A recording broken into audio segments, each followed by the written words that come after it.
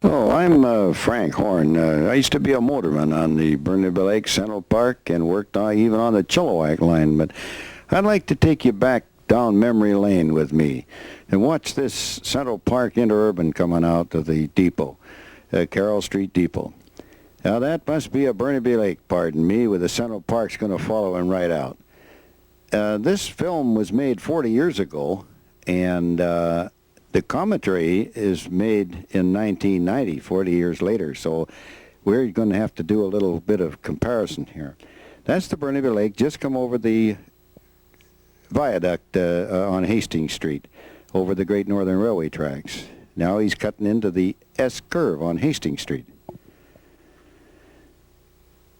He's comes up to the switch at Clark Drive, which was an electric switch. The motorman had to take it pretty careful around there because the switch threw right in front of the car, and if he was going too fast, he would be headed up the wrong way.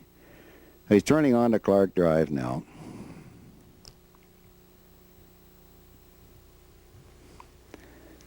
Now he's heading across Clark Drive towards Venables.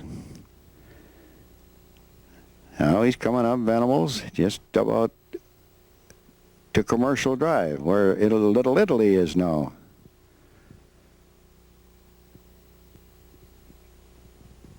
A real sharp curve around that onto Commercial Drive. Now there's a two-car Central Park train with the Burnaby Lake behind him. The Burnaby Lake will stop here at 6th Avenue, and the conductor's got to get out and throw the switch to take the crossover, and the Burnaby Lake line can start on his own right-of-way after leaving Commercial Drive. The conductor's got to go and register in the booth and call out the number of the meet that come in on the opposing train, which he passed somewhere on the city street.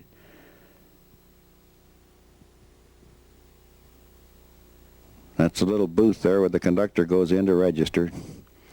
You'll notice the Central Park train going down Commercial Drive. A couple of the big Chilliwack cars going to show up here in a second. There they go.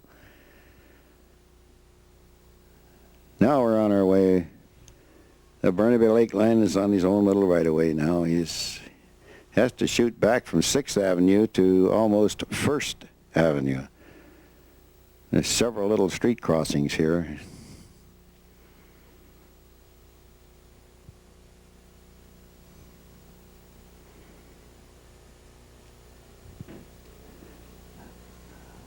One more short block and we're at Victoria Drive, where the tracks cross and go up the steep grade. That house you see there is still there with a brand new one built right on the right-of-way. Now he's climbing the hill up towards Lakeview. There was no station at Lakeview, just a platform at the top of the hill.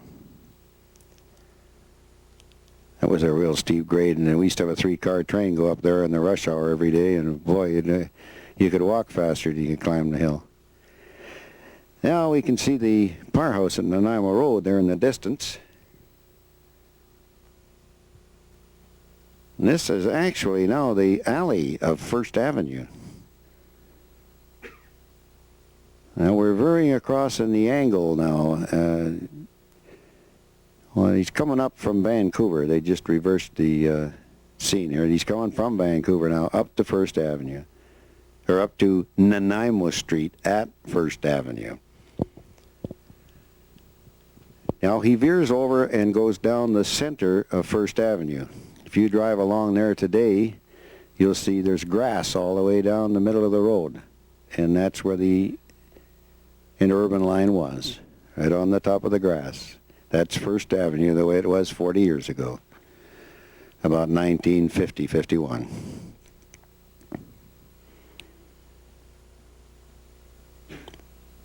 That's Slocan Street Station. It wasn't. It was just a platform there.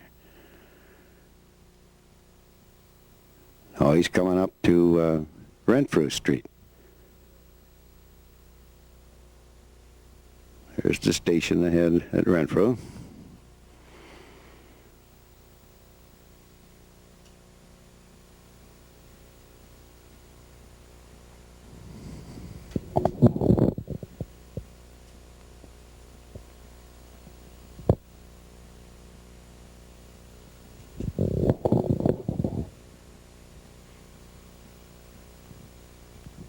This was all single track here, and half the time the stations were on the wrong side, and the motorman couldn't, he had to guess at where the door was, but they got pretty slick at it after a while. Now he's going down the hill, down towards Windermere Station. Quite a steep hill. You had to really keep a hold of it or you'd go whistling right by the station. Down the bottom there's a flat spot where the train will sit without any air on it. It's perfectly level for, about a couple hundred feet. And then the next one is B.C.E.R Station. You see the barricade on the road. That's as far as the road went. And in the springtime, the caterpillars would get in there, and man, you would go sliding down there right around the curve and have to back all the way up because of them greasy caterpillars and stink. Ooh, when they got on cooking on the wheel, hot wheels. We come around the bend here now, and there's Hornpain substation. A shot coming from Vancouver to Boundary Road, coming into Hornpain Station. Just beyond Hornpain Station is where we have a siding from he meets the fellow come from Sapperton. It's a one-end siding. You have to pull in and back out. This is the fellow from Sapperton. He holds the main line. The fellow from Vancouver heads into the siding. The little tracks on the side are just spur tracks going into the Hornpain substation where we took the transformers in. I worked on a freight engine one day and we shoved a big heavy transformer in there. It was so heavy they had to build a spur through Dominion Bridge Company to get the transformer to us. Now we're heading now towards Gilmore Station, just about ready to go across the Lougheed Highway.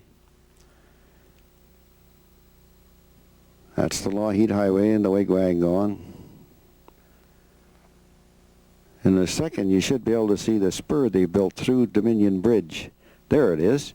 That's the one they built just to bring that big heavy transformer in a big depressed low bed flat. Now that's Gilmore Avenue.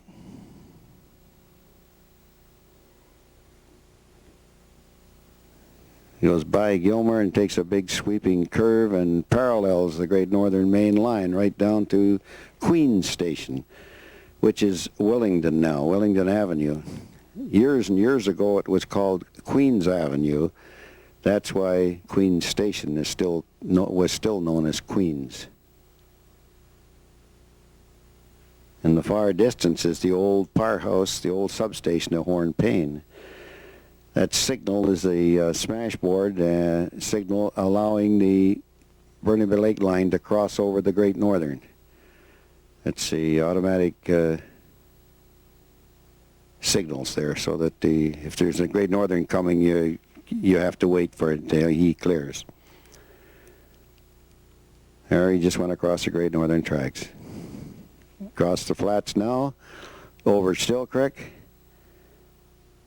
to Murren Station, which was the foot of Royal Oak Avenue. There's the trestle over Still Creek.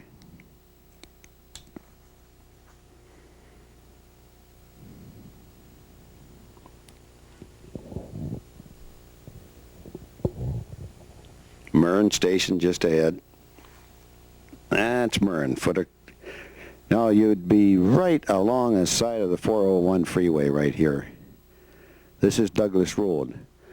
Now Douglas Road, the road goes over the top of the freeway.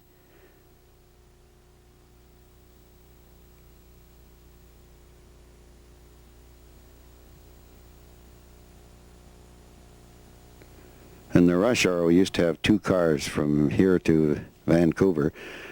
They would cut one car off here at Douglas and the brakeman would stay with it. This conductor and motorman would take the single car to their meet at Hill. And the fellow they met at Hill would couple onto the single car we left at Douglas Road, and they'd continue on to Vancouver with the brakeman. The brakeman and the one car would stay always at Douglas Road to Vancouver. That's Sprott Station. There's one of the interchanges on the 401 freeway is Sprott.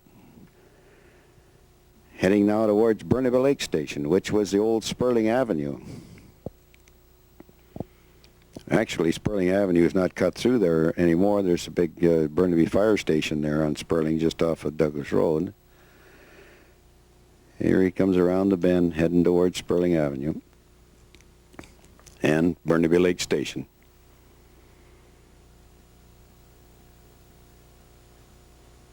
Oh, he didn't stop at Burnaby Lake. He said, boy, he's really wound up. He's going to go right around there to Rayside.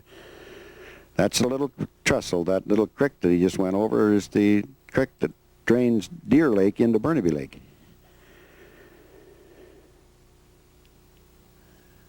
And there's Rayside. Used to rent, there was a horse farm here. They used to rent riding horses, and they'd take the trail along the side of the tracks and ride almost around Burnaby Lake.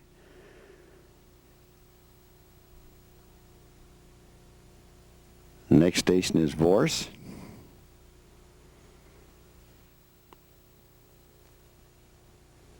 Pretty lonely country out there, but that's right. The freeway is almost on top of the interurban there now.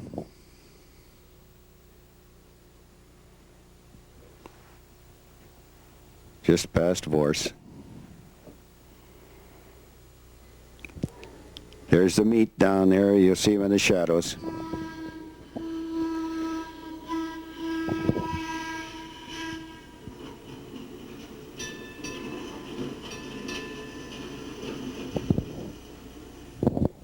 That's the meat, and he'll go to Vancouver, and that's Hill Station. We're carrying on to Sapperton. Cumberland Road is the next station. It's just down the foot of Cumberland Road. Where up the hill is the George Darby Hospital. You can't drive down there anymore. But at one time you could drive right down to Cumberland Road Station.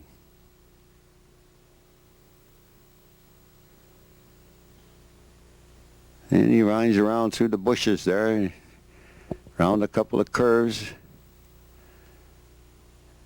And we'll get to Stormont Curve here pretty quick. It was quite a little sharp grade, sharp turn, and a fairly good little grade around there. You had to get a hold of it coming around there. You'd dump half your passengers. There's Stormont Curve coming up. Just around the curve is Stormont Station. And a whistle board on the white sign on the post there with the SX on it. That S is for station and X is for crossing. So you're supposed to blow the whistle when you see that.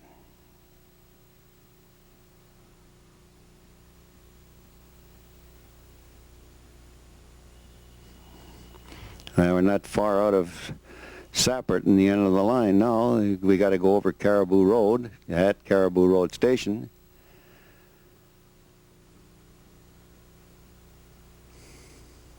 You can hardly find the right-of-way through here now. It's all growing up. There's Caribou Road Station. That board with the right-angle sign on it is the stop board. It's facing the motorman now. He has to stop because there's a B.C. Electric bus line comes down there. The Lockdale bus comes down Caribou Road Hill. From Westminster Depot to Boundary and Hastings it went. Now he winds around the side of the hill, which is still pretty well pushed down there, although on the high side of the hill they are clearing out and putting in new homes. One little station here is called the Golf Club, kind of an interesting thing. I didn't know for years why they called it Golf Club, but in about 1910, the members of the Vancouver Golf Club on Austin Road asked the B.C. Electric to put the station in, and they used to have a horse and wagon would come and pick the golfers up from Golf Club Station and take them up with the horses and wagon up to the Vancouver Golf Club on Austin Road. Later on, a few years later, they had an old McLaughlin Buick that used to haul them up. Now we can see the car barns at Sapperton, round the bend, and that's the end of the line, which at one time the line went right along Columbia Street in front of the penitentiary, right down Columbia, down through town to the depot at 8th Street and Columbia.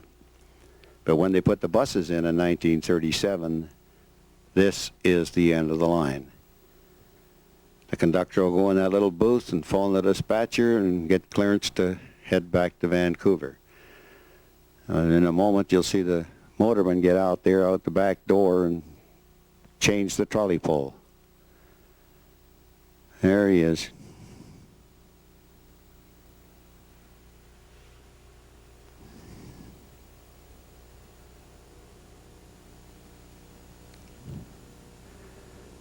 Well, that's the end of the Burnaby Lake, but oh, it looks like we're going to go right on the Central Park line now. Let's see, oh my goodness, we're down here on Columbia Street, right at 8th and Columbia by the old tram depot. That fancy lamp stand is right in front of the CPR depot. That's the Chilliwack baggage car coming over in the morning. He's going to turn right into the depot, into track 3. Now, there's the Central Park pulling out with a pair of St. Louis, pulling out of track 1. That's the Westminster Trust building in the background. Still looks as good today as it did then.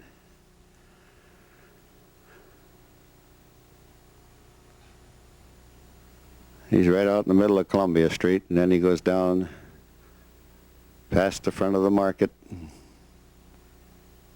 over 10th Street.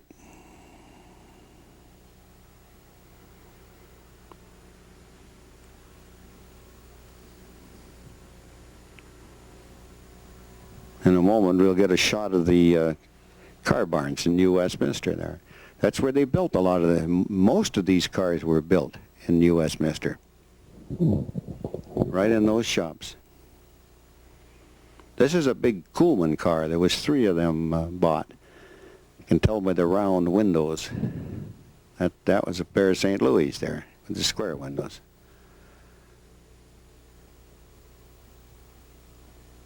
This is all Stewartson Way now. And this is 14th Street Station, right opposite Alaska Pine. The SkyTrain guideway is right above this spot.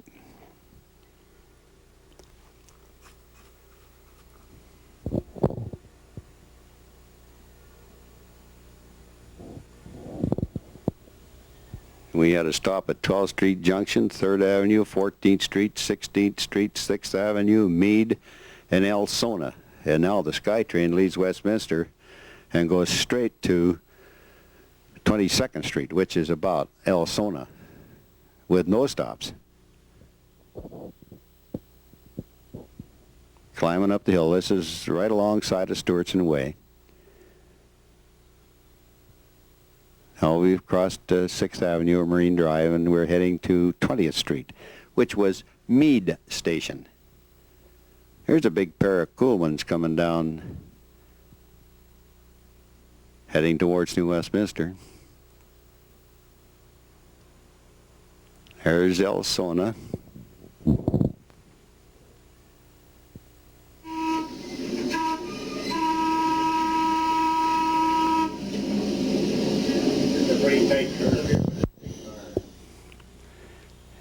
Now we're going around the bend to Connaught Hill Station. Just beyond Connaught Hill now is used to be the old gravel pit, but now it is where the car barns and repair shops for the SkyTrain are. That's Connaught Hill Station right at 10th Avenue. The old spur you see is where they used to get the gravel get the gravel out of the gravel pit. And that big clear space is now where the SkyTrain car barns are, taking up the whole area.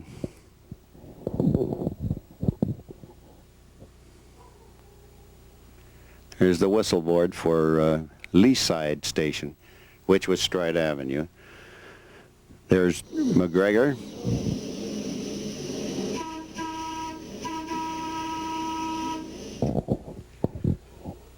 And we go around the bend, and all that bush on the right is where Weiserloch is now. All industry there. The next stop is Printer, which is straight down the hill from Burnaby South High School. Now there's all the high school kids. They're all run down the hill to catch this train, but he's going to fool them. He's not going to stop for them. He's going to go right through there. Look at the meanie doing that. The kids don't know it, but he knows that there's another train following right behind him to take care of the school kids. Now he's coming around the bend to Fraser Arms Station. This is at Gilly Avenue, and this is where the buses met the interurban. That looks like an old pair of thousands. We had 9 of those. Or was there 10? I guess it was 10, because they were all in pairs. The next station is where the old original tram line used to go before they built the cutoff in 1912. If you see straight down through the camera, that pole line and the track, that is the old original Westminster Tramway. It is still used for freight for a couple of bucks.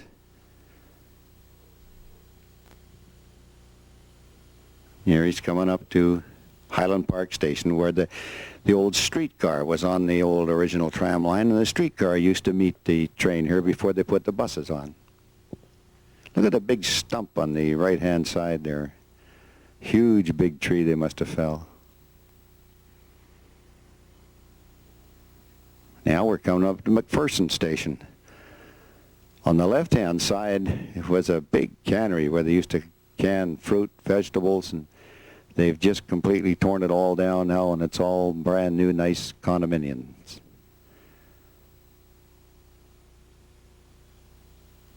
Heading towards Royal Oak Station.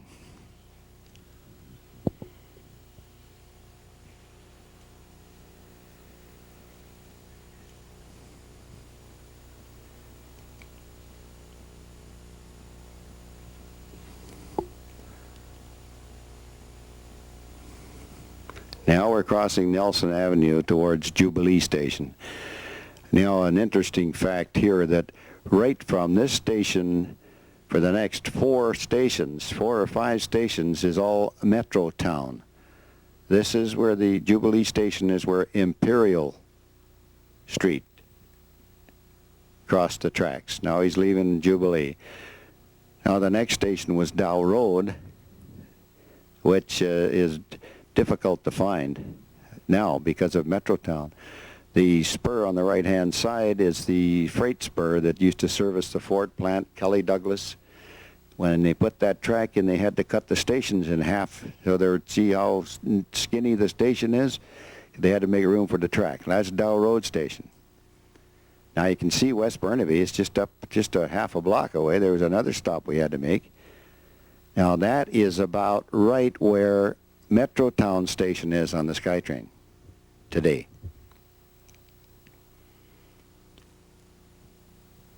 Then we come down to McKay.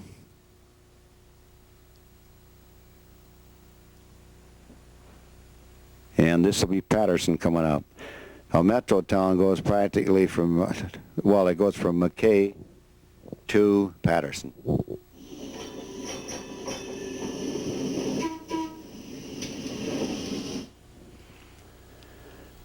Now we're going down through Central Park. Kingsway, you can see the traffic on Kingsway ahead there. Have a good shot of one of the old Pacific Stage buses here in a moment. It's big green. I think it was a Brill, but it was a beautiful bus in those days. There he is. Look at that. He's not afraid of that old interurban. He knows that interurban's going to stop. That's Central Park Station.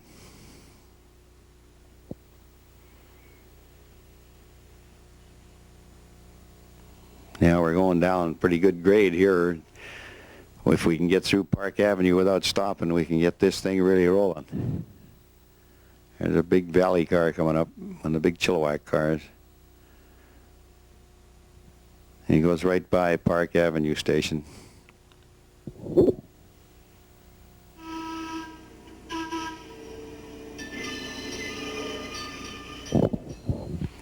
Yeah, this is what we used to call Collingwood East, which is now known as Joyce Station on the SkyTrain. Always got lots of customers from Collingwood East. Notice this is Collingwood West Station, but look at the woodwork on the top of the stations. They were ornamental. No other reason that anybody can figure out. All the stations at one time had, there was like a spire on the top. This is one of the old thousands. We only used these in the rush hour. They were not quite as big and not as powerful as the general run. There's the old powerhouse substation at Earls Road. That old building is still there today. It looks like they're starting to dismantle it, but it's still there. This is Earls Road Station. There's a portable substation out there just behind the station cover. Right here is where 29th Street Station is on the SkyTrain. Next stop is Beaconsfield. That's Slocan Street, but the SkyTrain goes underneath Slocan Street now. This is one continuous grade right from Lakeview Station right up to Collingwood West. It's just a perfect grade all the way. No up or down or anything, just perfect grade. Coming into Nanaimo now. Nanaimo Street goes underneath at this point. And it still does on the SkyTrain. Nanaimo Station.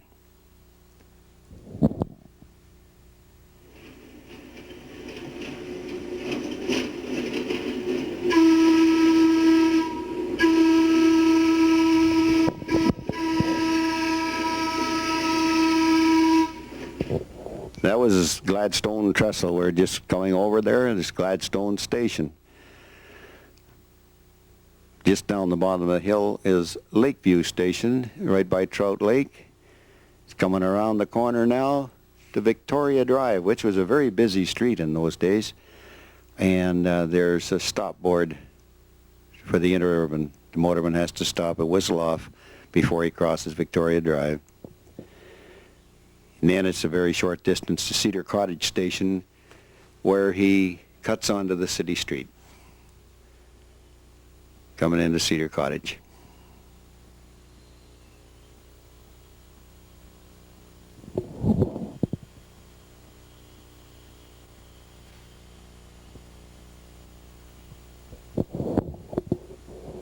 Now he's coming down Commercial Drive towards 12th Avenue, three-car train with a trailer in the center. You'll notice there's no trolley poles on the center car. It's no motors in it. There's the old L6, the old line car, right out going over the Great Northern Cut on Commercial Drive. He's coming down Venable Street now, going to turn on to Clark right by Hammond Furniture.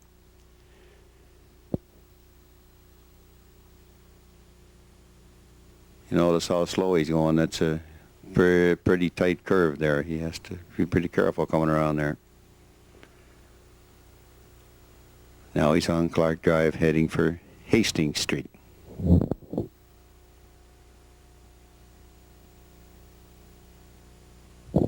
There's a PCC going around the S curve on Hastings Street. And another pair of, it looks like a pair of thousands coming around. Yeah. And one of the old steel streetcars following him. Now there's a pair of St. Louis coming down towards Main Street, Main and Hastings. Real busy transfer point, Main and Hastings. The only place on the whole railroad where they could go anywhere in any direction. Now he just crossed Columbia, starting in towards Carrall Street Depot. There he's crossed over to the opposite Main, heading into Carrall Street Depot. Now, wasn't that a nice ride you went on? Well, I'm going to give the mic over to Brother Vic Sharman here, because he's going to do a little commentary. My voice is getting a little hoarse. Here's all yours, Vic. Thank you, Frank. Vic Sharman speaking, and I spent a long career in transit, worked for a little time on the interurbans, and then became involved in the planning and scheduling of the system for many years.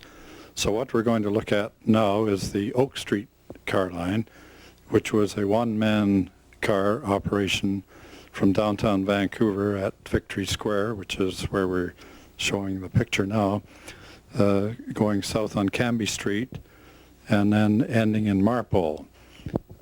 So as we look at this scene, we see the car heading south on Cambie Street coming down to Robson, and there's another Oak Street car coming towards us. This line was equipped with double-end one-man cars, mostly the Brill type cars, which were quite comfortable in the latter days. The cars had been rebuilt and equipped with leather seats and one-man controls, dead-man operation, and so on, and provided a fairly comfortable but somewhat slow ride. This scene is crossing the old Cambie Bridge, which of course has now been replaced by the new Cambie Bridge, or Connaught Bridge.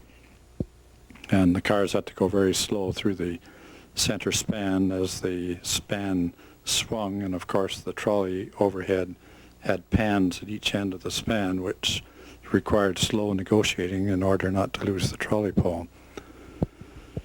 This scene shows us coming off Cambie Bridge, or Connaught Bridge, and down towards 6th Avenue. And you might get a glimpse of the City Hall just up in the left, although I think we might have lost it. And this is coming south on Cambie to Broadway.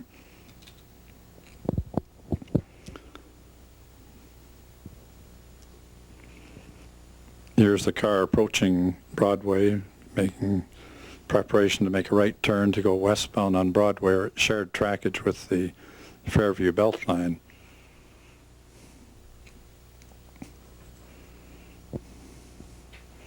And proceeding west on Broadway, passing Willow Street, I believe, Heather Street, in the vicinity of the Vancouver General Hospital. There's a Fairview Outer Belt car just past us there. And now we're coming up towards Laurel Street, and then very shortly we'll make a left turn onto Oak Street.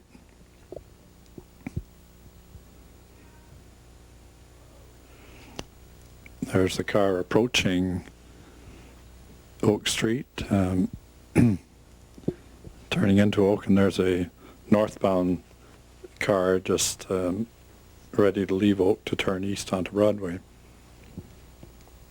There's quite a sharp grade between Broadway, which is 9th Avenue, and then 10th Avenue, and we're just crossing 10th Avenue now.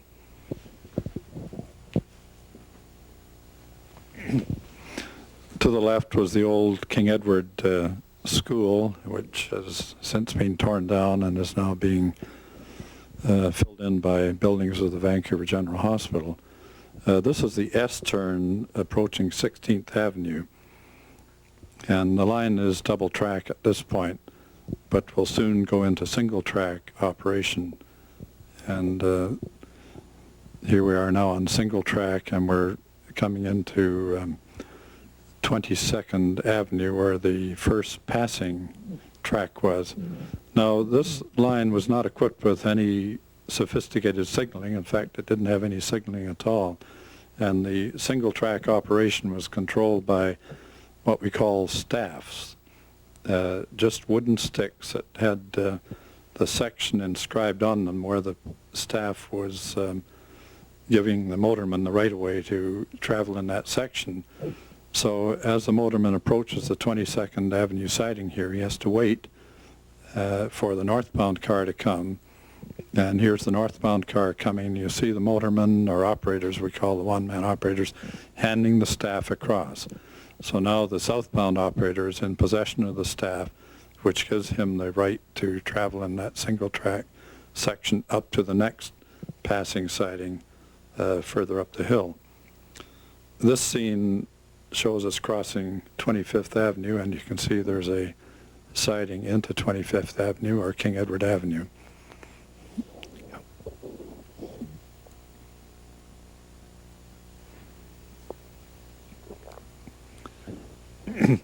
We're now approaching Shaughnessy Hospital, and there weren't many shelters on this line, but you saw there was a shelter there at the hospital, I guess for the benefit of people visiting the hospital, perhaps. Rather unique for that line. Most of the stops were just in the open, marked by cards or posters on the telephone poles. We're now going up the hill towards 37th Avenue, and to the right now is the Van Dusen Gardens. And of course, at that time, the golf course Shaughnessy Golf Course in place there. To the left is the high school, and here's a picture now of the car southbound coming up the hill towards 37th Avenue. And again, we have a meet, and you'll note the operators will exchange staffs and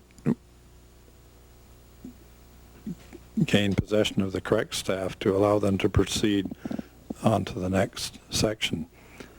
This is a very simple system, and yet it was fairly effective. We're now coming south on Oak Street and approaching 41st Avenue, and of course to the left now is the Oak Ridge Transit Center, and to the right is the Louis Breyer Home and Hospital, but at that time Shaughnessy Golf Course. And it's hard to imagine that this intersection is so busy today. When you look back 40 years ago, it was quite quiet. Now there's one of the Fagel buses crossing, and of course those buses were bought in great numbers and became the replacement vehicles for many of the streetcar lines as they were converted from rail to rubber. We're now proceeding south on Oak Street between 41st and 49th Avenue. And to the left there was a gun club, which has since relocated to Lulu Island in Richmond. And this was all very sparsely populated area at the time. Going into another siding, and again there will be the exchange of the staff from the other car.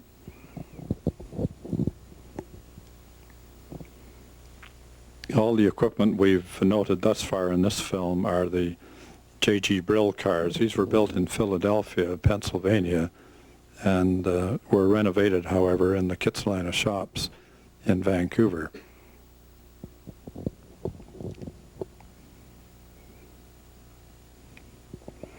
Now proceeding south on Oak on the downgrade towards Marpole, and this would be in the vicinity of about 54th Avenue.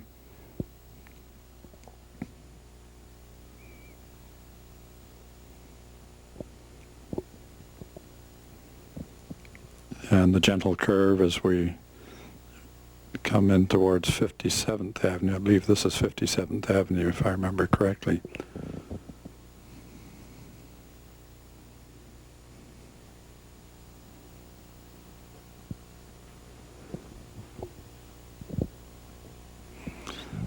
The one-man cars, of course, were marked by the X on the front, the two triangle shapes, which indicated to the public that these cars would be entered by the front door. The two-man cars didn't have such markings, and of course passengers entered by the rear doors. These particular cars had double stream front doors and then a single exit treadle door at the other end.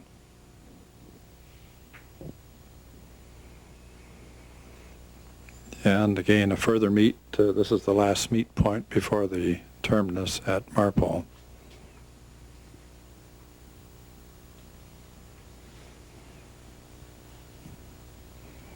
As I recall, I think the cars ran on about a 10-minute basic headway, and during rush hours there would be double heading because they couldn't improve the headways because of the spacing of the passing sidings. So at times in rush hours there'd be two cars running on the same schedule to provide increased capacity. Now the car has left Oak Street and is now on Marine Drive, and in fact I believe at this point has come to the actual terminus in Marpole. And that's verified by the fact that the operator has got out and is now putting up the other trolley pole and removing the other pole to change ends. These cars were double enders with controls in each end. And so the car is now leaving on its return trip to Vancouver.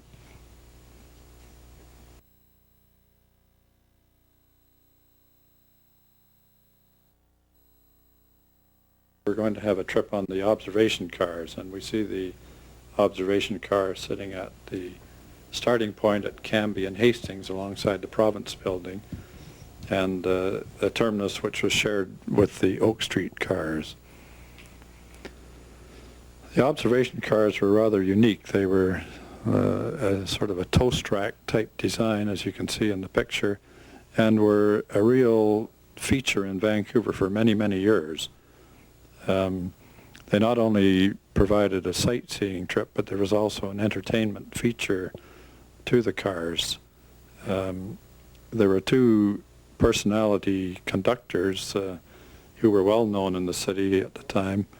One was Teddy Lyons, who was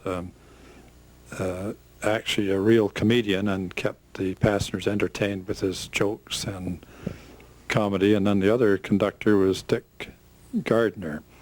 And Dick was an amateur magician, and he could actually do sleight of hand tricks and really confound the passengers with these various tricks.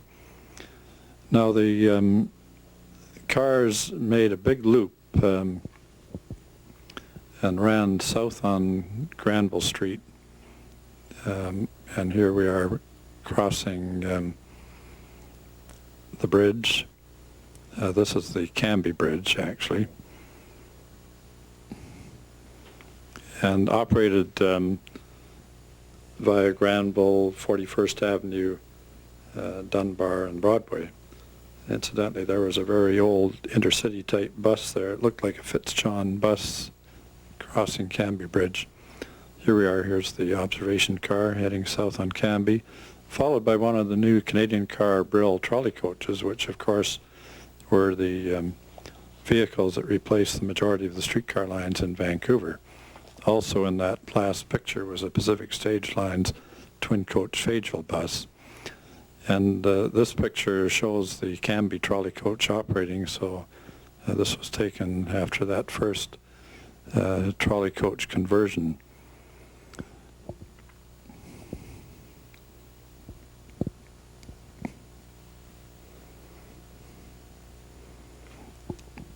We're heading west on Broadway now. And here's a scene taken from the seats. The seats were staggered so that people had a good view, a good forward-facing view. That's Dick Gardner acting as conductor on this particular trip. Dick was not only a magician, he was a musician and a comedian, and both he and Teddy Lyons were ideally suited to this type of service. Now the car has gone all the way along West Broadway and is now on Dunbar, coming up the Dunbar Hill around 14th Avenue, the Dunbar diversion, and is going to make a turn onto 16th Avenue, and then we'll go on Dunbar southbound until it reaches 41st Avenue.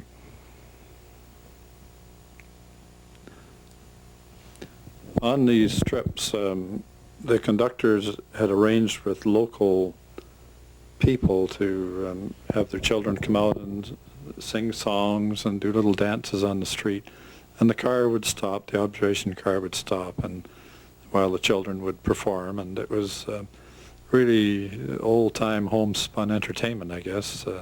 Not very sophisticated, but it certainly was well regarded in its day. The car is now heading south on Dunbar.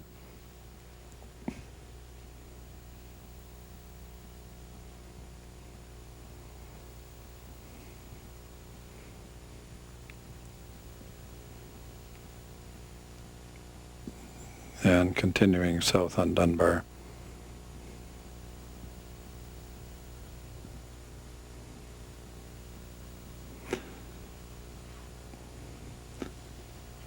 The Dunbar lines were served by two-man cars. Now here's some of the entertainment. We have a little girl playing an accordion. The streetcar approaching is one of the, what were called the Hastings East steel cars. These are built by Canadian Car and Foundry in about 1926. The car in the background is one of the Brill streetcars. We're now turning the corner onto 41st Avenue at Dunbar. And then the car is going to Y at this point. Now the observation car routing was altered during the diminishing years of street railway service, and this was taken later on when the Carrall line was not available for service, but at one time they used to make a big one-way loop. In this case, they've run both ways on Dunbar, so my earlier comment on the routing was the one that was in effect prior to the time these pictures were taken.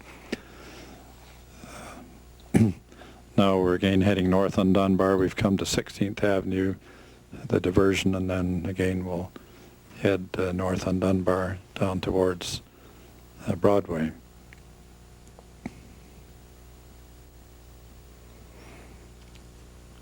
There were two observation cars, number 123 and 124, and then in the early years they were backed up by another car, number 29, which was really a city streetcar that had the top removed from the window railing upwards. And this car helped out in busy times when 3 cars were needed. However, when the war came along, there was such a demand for ridership on the system that number 29 was put into the Kitsilano shops and rebuilt into a conventional streetcar and served until the end of street railway service and regular passenger service. We've now crossed the Granville Bridge, and we're coming up to Pacific and Granville, and making the S turn to go north on Granville, north of Pacific. Of course, this is all radically changed now with the new Granville Bridge, and it's hard to identify these scenes and relate them to the present day situation.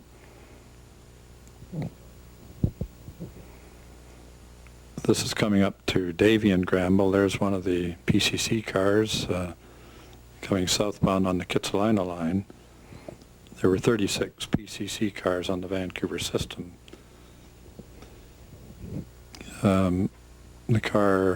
The observation car now is just turning off Granville onto Hastings Street, and in this scene is approaching Victory Square, which is the completion of the run, and the passengers are disembarking here. And then the observation car will run deadhead to Prior Barns and then resume another trip at a later time. Again, a Fagel, twin coach Fagel gas bus is showing up there, and of course is indicating the shape of things to come as the system will gradually be converted. And the Fagel gas buses served as an interim measure when the lines were being stripped of trolley overhead and were put in service until the trolley coach overhead could be put in place. So they served on many of the lines on an interim basis. And so the observation car in this case looks to be heading back onto Cambie Street and ready for another trip.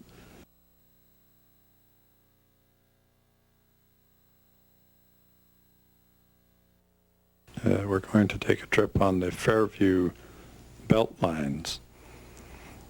Now, the Fairview belt lines, and this picture is taken at Broadway and Main, and this car has just turned off eastbound Broadway to northbound Main and is coming down to 7th and Main. The belt lines were very old lines and operated via Broadway, Main, Hastings, Granville, Broadway in both directions, and so they were known as the inner and outer belt lines. This scene is on the outer belt line as we're traveling northbound on Main Street down towards First Avenue.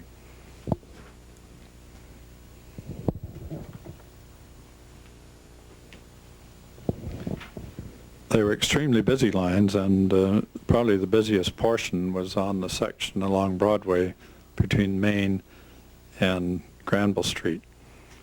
And of course, in subsequent years, with the revision of the trolley coach or introduction of the trolley coach lines, the Broadway crosstown line was introduced, which eliminated the transfers that people were required to make at Main Street and at Granville.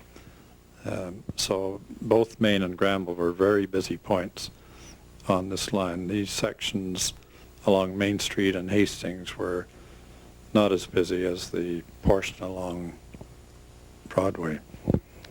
We're continuing north on Main Street, just passing what is now the Main Street or Science Center station on SkyTrain, and the VIA terminal would be to our right. And coming up to Prior Street, and of course Prior Street has great significance in that this is where prior car barns were, where many of the Vancouver streetcars were housed, and you can see Prior Barns just to the left there. And the old Cobalt Hotel is just to the left. And now, today, the Greyhound bus lines have a garage and maintenance center on the site of the old Prior car barns. We're coming north on Main Street, overtaking a Pacific Stage Lines intercity bus, and of course the Brill trolley coaches are in evidence. These pictures having been taken during the period when the system was undergoing changeover from streetcars to trolley coaches and buses. A PCC car making an unusual turn at Main and Hastings, having probably come from Prior Barns and going into service on Hastings Street and turning north on Hastings. And as was commented on earlier in the tape by Frank, when he was relating to the Central Park line, the intersection at Main and Hastings was called a Grand Union, and all directions could be made by streetcars and interurbans, the only Grand Union on the system in Vancouver. Main and Hastings was a major point on the system. There were always traffic inspectors at that point regulating the cars, and now we've made a turn onto Hastings coming down towards Columbia. You can see the Carrall Street Interurban Depot and the head offices of the B.C.E.R. Electric Company just to the left. We have a trolley coach crossing in front of us on Columbia Street, and then again coming to the Interurban Depot at Carrall Street. You can see the neon sign Interurban Train Depot just on the left. Now this is looking the other way from the Interurban Depot east on Hastings Street.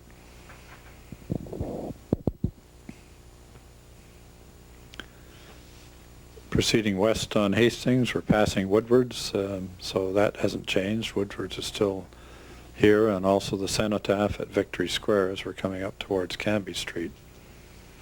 Note the safety zones in the street. The streetcars had one disadvantage, of course, and that passengers had to come out into the middle of the street to board, and the boarding areas were marked by safety zones so that automobiles would steer around these and keep passengers protected.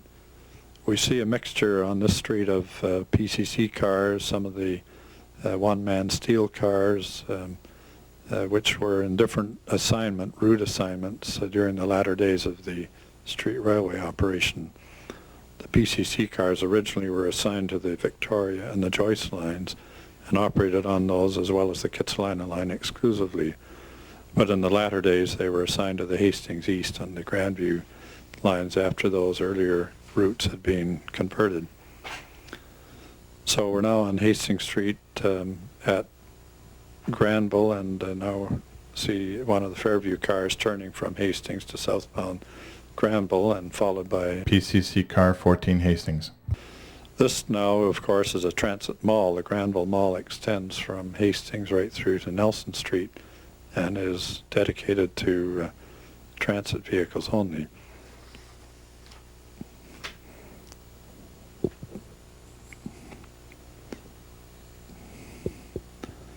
You'll note this is Dunsmuir Street, and note all the storefront in evidence. Of course, this is now the Pacific Mall, and there are very few storefronts in place. This is Georgia Street with Hudson's Bay store in the background.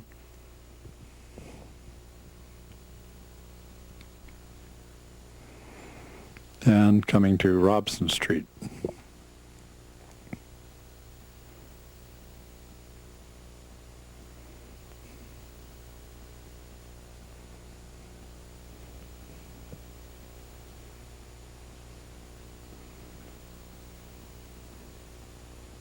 There seems to be a gap in the streetcar service at this point, which was rather unusual because the transit ridership was very high on the system just after the war, or particularly during the war, and most lines had very close headways.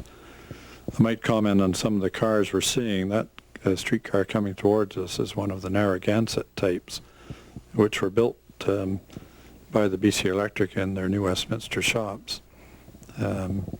And were remodeled. They formerly had a deck roof, and you'll see this car has an arch roof, and these cars were quite radically rebuilt and equipped with leather seats and done very attractively because the system was in need of renovation, and prior to the war there was an extensive program of rebuilding of the old cars.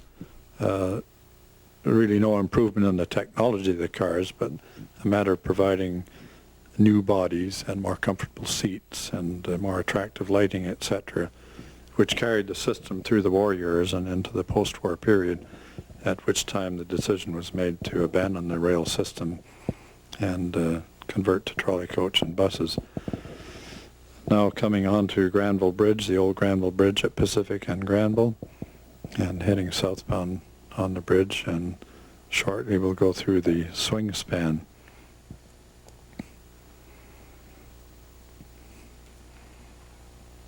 And already the trolley coaches are sharing the overhead with the streetcars on Granville Bridge.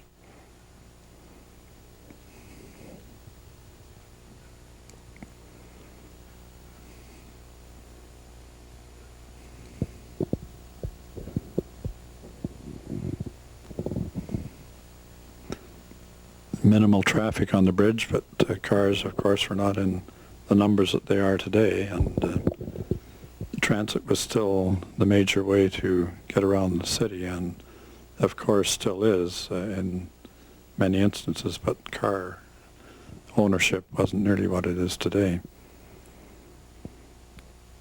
We're keeping pace with some of the Brill trolleys. You note the B.C.E.R Electric insignia on the trolley coaches, because this was still in the period of B.C.E.R Electric. Approaching 4th Avenue and Granville at the south end of the bridge.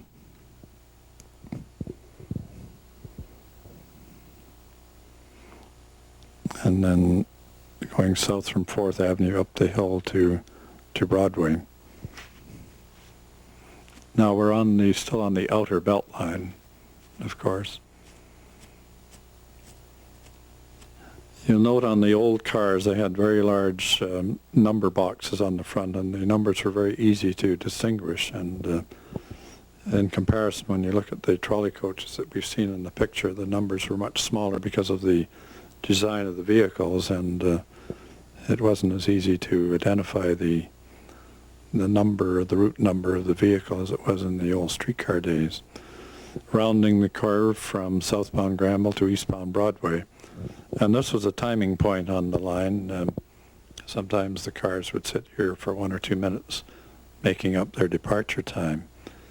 And now heading east towards the next transfer point, which will be Oak Street. Passing a Fairview Inner.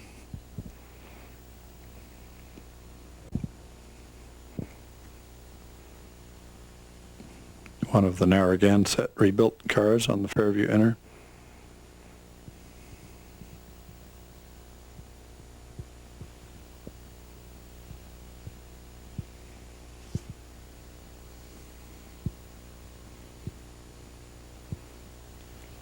And here's our Fairview Outer coming along. Again, this is one of the rebuilt Narragansett cars with the bulging sides, which was characteristic of that particular group of cars.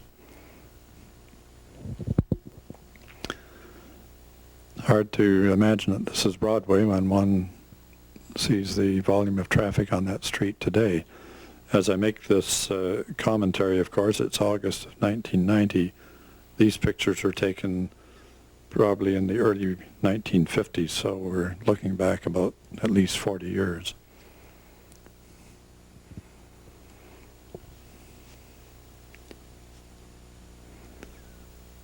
Oak Street.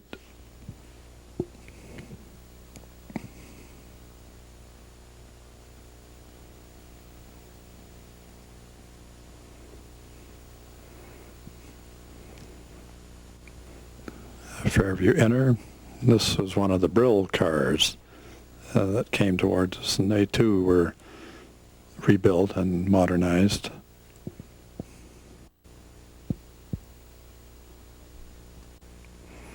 And this is a B.C.E.R car pictured here. It looks as though it's just come out of the shops.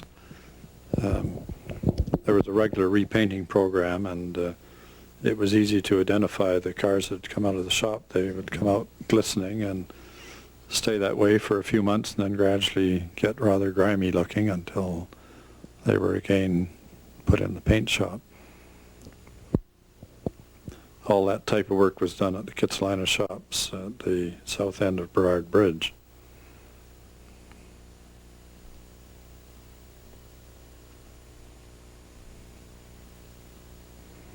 I think that particular car is 391, but I can't tell for sure. Now we've passed Canby Street and are heading east along Broadway, past Columbia and Manitoba Streets, etc., up the grade towards Main Street.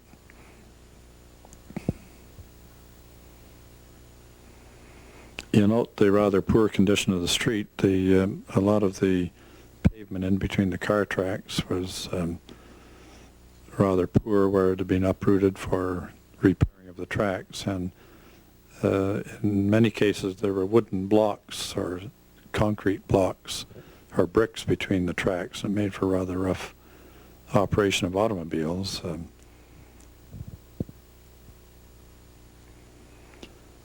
Coming up towards Main Street, you can see the Lee Building, which is still at Broadway and Main. And there seems to be a lot of track repair work, judging by the patches in the pavement on either side of the rails.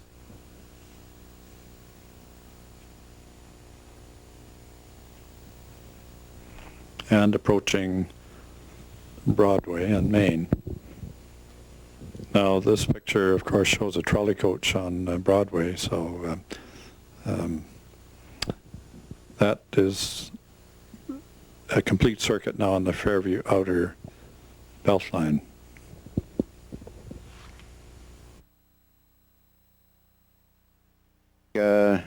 This is Frank Horn again, and I'm going to take you back to the Fraser Valley line. This again is over about 40 years since the film was made, and the commentary has been done in 1990. Now that's a typical consist of a Chilliwack line with a baggage car, express car on the head end, and one or two coaches behind. Here's a picture of Vic Sharman and his wife and family, and they're going to take the last trip. They're at Liverpool Road Station, which is right at Scott Road, where Scott Road crosses the Fraser Valley line now. And there's a sign there. We'll show you a close-up of it in a second, stating that the last trip on the Chilliwack line and the passenger service October 1st. It's sure nice to have Vic right here with us, because he's filling us in on a lot of stuff here that we didn't all know about.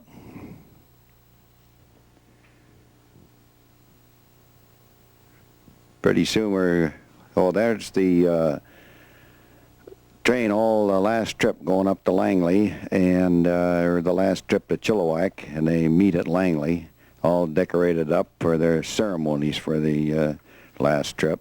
This is taken at Langley now. You'll see the train pulling into Langley for the ceremonies.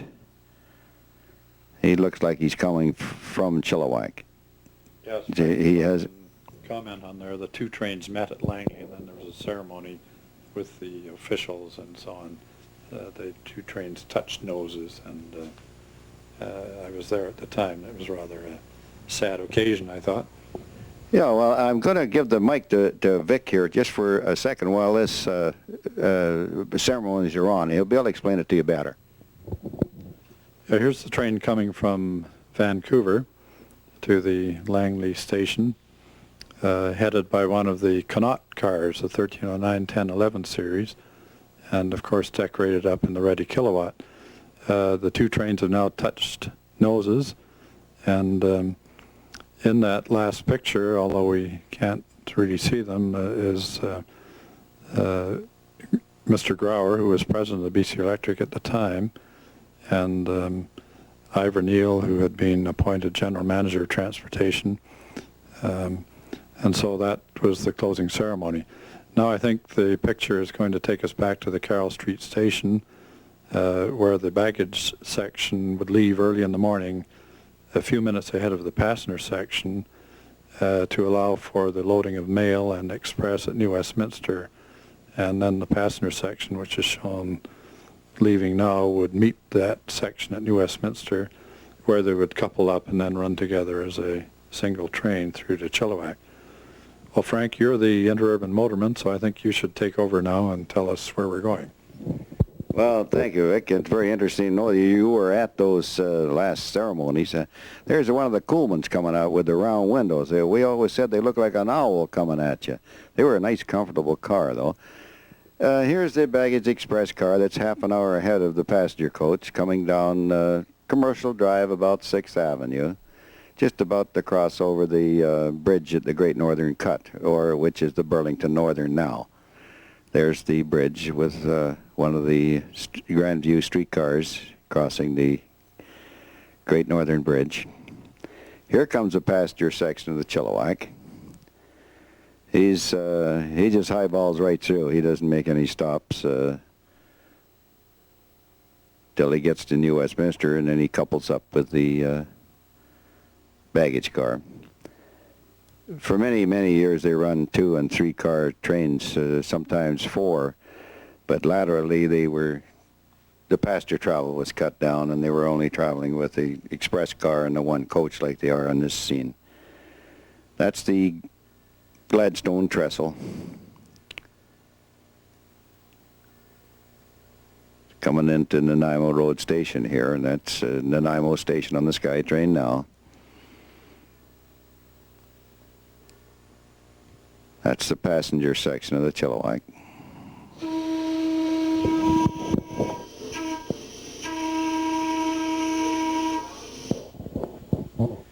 Yeah, here's the baggage car coming down onto Columbia Street, going to head into Track 3 at New Westminster Depot.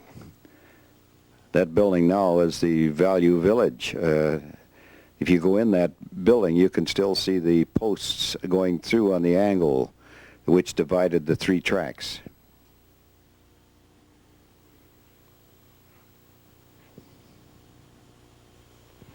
Here comes the passenger section.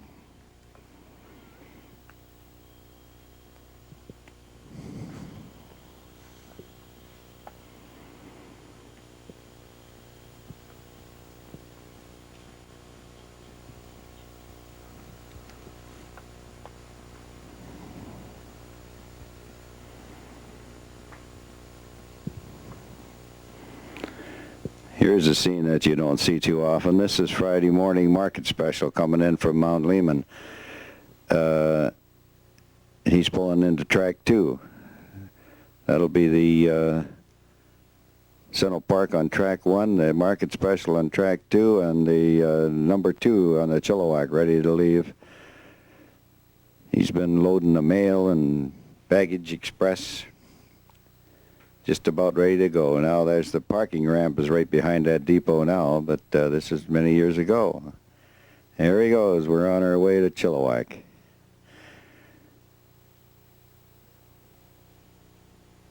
Comes out and runs down Front Street. And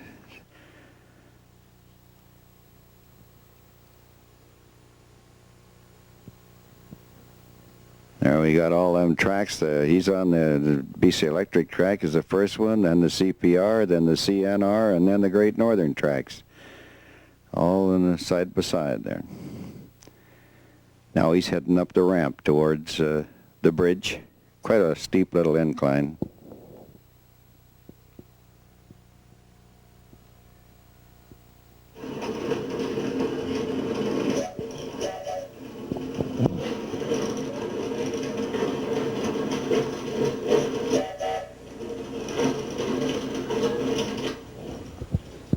Yeah, we're right up on the Fraser River Bridge. Now this is shared by the Canadian National Railroad, the Great Northern Railroad, which is now Burlington Northern, and also the used to be the B.C. Electric, changed to B.C. Hydro, and now it's called Fraser Valley and Southern, if I'm not mistaken. Is that hit you right there, Vic? Yeah, the locomotives have Southern British Columbia on them, but I'm not sure what the full name of the new railroad is. It was acquired from B.C. Hydro. Yeah, the B.C. Hydro did sell it to some, it is a U.S. outfit that owns it now. There's the baggage car coming on the south end of the Fraser River Bridge. You'll notice the trestle goes into 3. B.C. Electric went straight ahead, the Great Northern went to the right, and the other one to the left, the CN. Now he's coming off the ramp, heading towards Liverpool Road Station, where we saw Vic and his wife getting on. That's the station just in the distance there. That was also known as shops, because it apparently when they first put the Chilliwack line in, they were going to put huge railroad shops there, but they never did materialize. Here we're coming around the bend to Old Yale Road, which is South Westminster Station. This is where the freight starts to grind when he's pulling a heavy train up here. That's quite a pull. It's about 3% grade up here.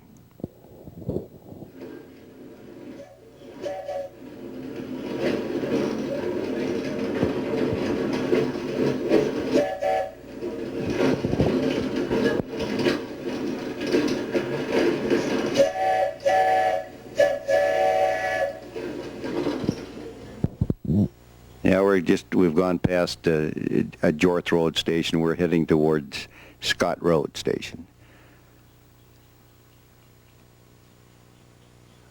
He crosses Scott Road twice within a mile or so here. This is the first crossing of Scott Road, and then he just dips into the municipality of Delta, North Delta, out of Surrey, just for a very short distance.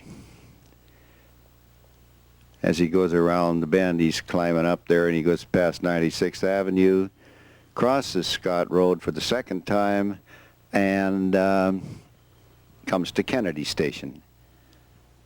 There's a big siding at Kennedy Station where the freight, if you had too many tons, you had to take the first cut up and put it in the siding and run back and get the tail end of the train and bring it up.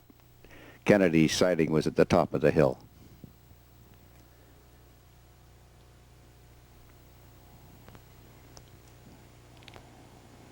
It's very populated there now. Frank, I note the viewers may notice that the trolley pole arrangement on the trains, this train is different to what was on the Central Park line. You notice that the front trolley pole on the baggage car was pulled down, and the pole on the rear car was up. I gathered there was a reason for that. In case the pole broke on the front car or the back car, at least it would fall onto the right-of-way. Do you remember that as being the reason for that pole configuration? Yeah, apparently that if the pole did come loose, it would go right down the aisle of the coach, so they've always run with the back car. Well, we're traveling right along here. We're down at Sullivan Station now. We've crossed the King George Highway, and this is Sullivan he's coming into. The film eliminates several Hunt Road, Craig's, and Newton stations. Yeah, we're coming across. This is the Serpentine River, and this is where it crosses Highway 10 at McClellan Station. Now he's coming towards Cloverdale. That is the old Highway 99. Cloverdale Station. You'll get a glimpse of the old old substation here, which has just recently been torn down, or knocked down. It was all solid concrete. There's the station, the depot.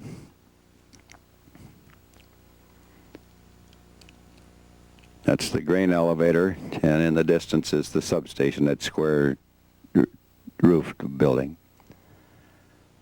That with the ivy all over it, I don't know if that was just a short glimpse. Now we're on our way. We're heading for Hall's Prairie, which was a meeting point for the trains, siding, and also a station. He's moving right along here. You can see by the way the cameraman's bouncing there. That's Hall's Prairie Station. Just around the bend is the siding, Hall's Prairie siding.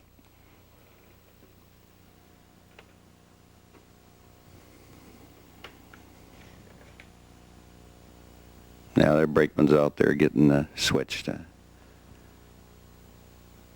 taking the hole there.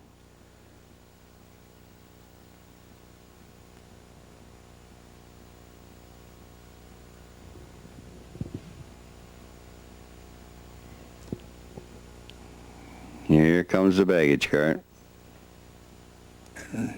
All lined up. He's on his way. That was the most common setup. 2 coaches on the back with a baggage car on the head end. That was number 2 left in the morning.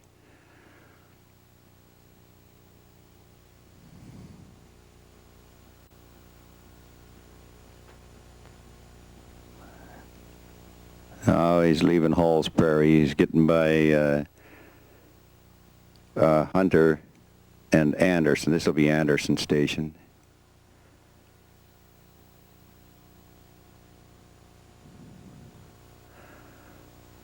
Now, just about Hunter is where the new bypass cuts off. The main line doesn't go through Langley Prairie anymore. Turns off and bypasses Langley about Hunter Station. That's Hunter coming up there. It veers off to the left of the main line now. There's Langley Station. He's coming into Langley.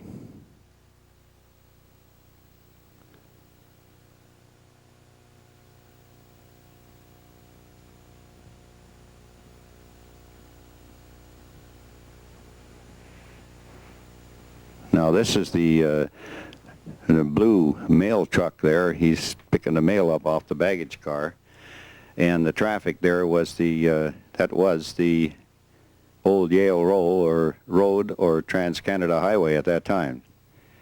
These are just shots around Langley,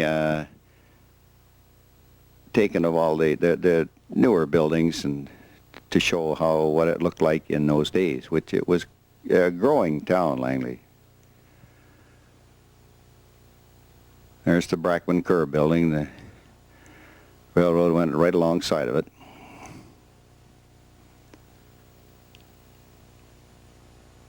There's some more stores. Pretty modern little town for around the late 40s, early 50s.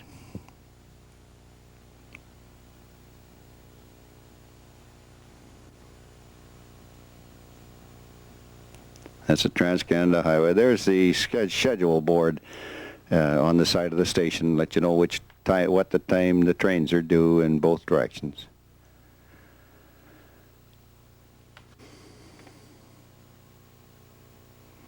There he goes. He's leaving Langley.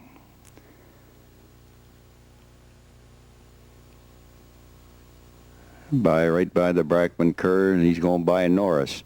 Now this is where the bypass, the new railroad, cuts back in, and it goes right along the side of Highway 10. This is Milliner Station.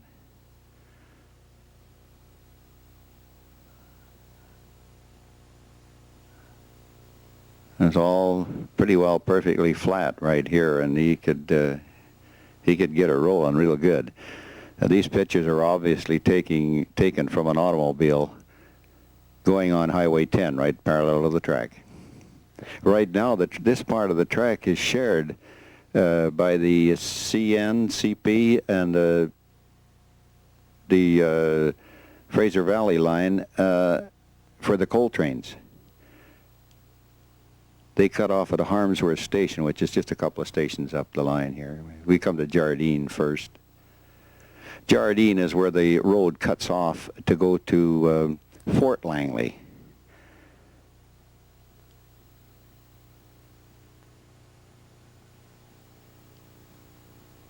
There he's around on the bend. There's Jardine Station.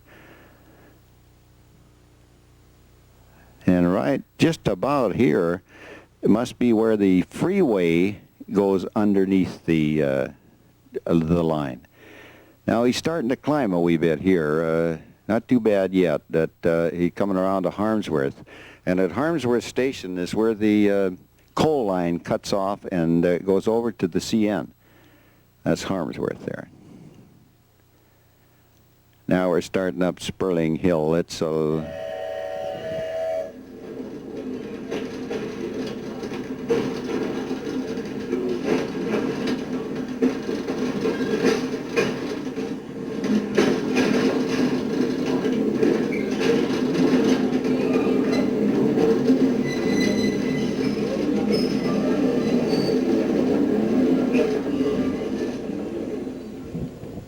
that's quite a long hill. That's quite a pull for the freight train. But this is Sperling Station he's coming into here, and I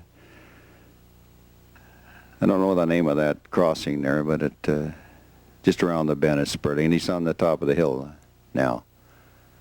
That's the whistle board for Sperling.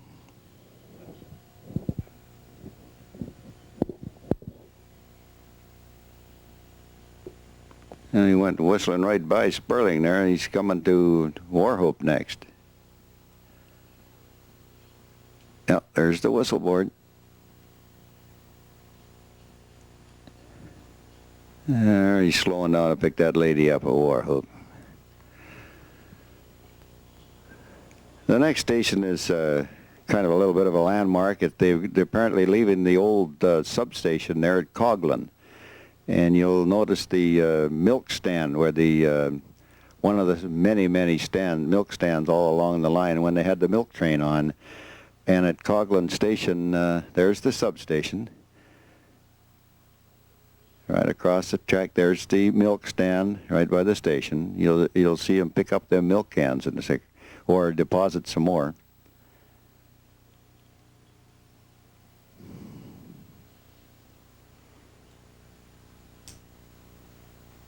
Yeah, he's depositing some more empty cans so that the farmer can fill them up and be ready for the milk train in the morning. There he goes. The next station is County Line, one of the few overpasses where the road goes over the track. And the fellow that was taking the film here was standing obviously up on top of the overpass looking down. That's County Line Station there. And he reverses to the other side of the bridge to catch going the other way. Now we get to Beaver River. Now Beaver River was mostly for a siding for the freight, but the passengers could alight. If you look sharply just between the siding track and the main line, you'll see some ties spread out there. That was so that the passengers didn't have such a high step to get down. There's the milk stand. Here's the siding for Beaver River. You notice them ties in the middle of the track? That was the station platform. That little building on the side is just a phone booth. That wasn't a depot.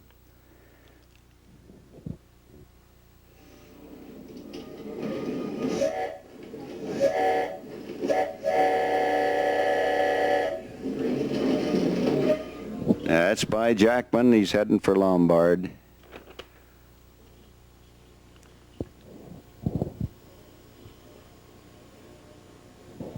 There's Lombard Station.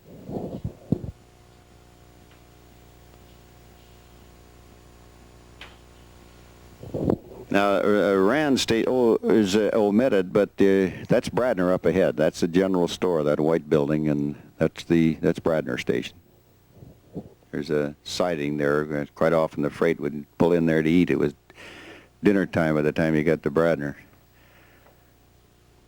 Now we're heading towards Denison.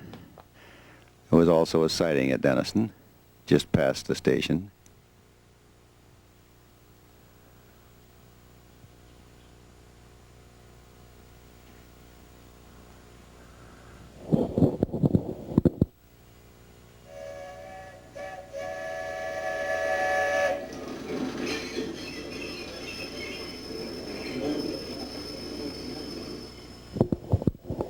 Now we're on our way to Mount Lehman. He drifts into Mount Lehman pretty quick. It's where she drops over and starts down the Mount Lehman hill. It's around this bend, and then be at Mount Lehman Station.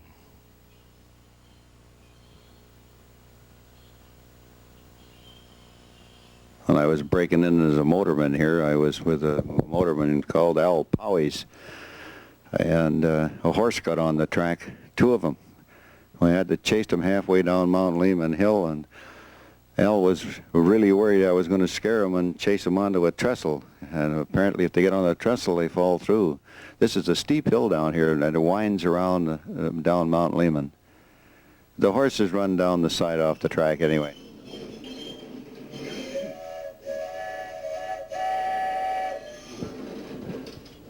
Yeah, I saw the milk stand there that we just passed. I don't know if we get a shot of that. Oh, no, we didn't miss that little trestle where the horses went down the ravine. This is coming right out onto Matsqui Prairie now. That's Gifford Station. Wow, we went by there in a hurry, didn't we? Now, there's Glover we're going by, and that way in the distance is Claiborne. Now, this is where we crossed the C.P.R. track, and the brakeman's got to get out and go and lock himself in this little room by throwing them levers. And if he doesn't throw them right, he can't get out.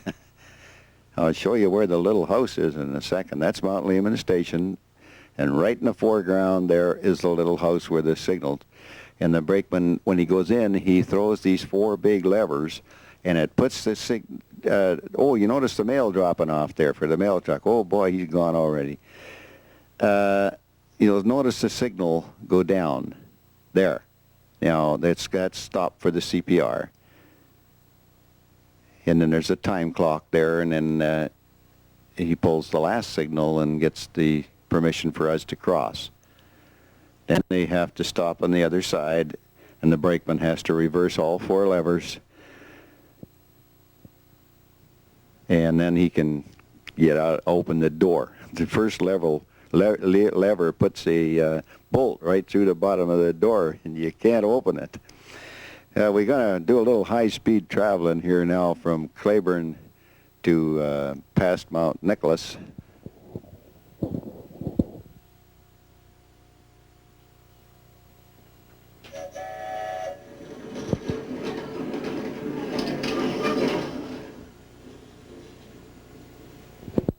Yeah, I said Mount Nicholas. I don't know. It was St. Nicholas, a little station, very seldom used, but it was, both stations were a long ways apart here from Claiborne to Abbotsford. And this is a picture obviously shot from the back end of the car, automobile, on the highway from Abbotsford to Mission. Yeah, we got on the Chilliwack line, the motormen used to pack their own whistles, and they were a high-pitched one, quite a bit different than the muffled ones they used to use in town. They were so shrill that the people that built the houses right next to the track used to complain about the noise, so they were all muffled ones in town. But the Chilliwack motormen were allowed to put the three-tone shrill whistle on, which sounded way more like a train. Here he's pulling into Abbotsford. You'll notice that truck is waiting there for the mail. Boy, they just throw it in and away he's gone.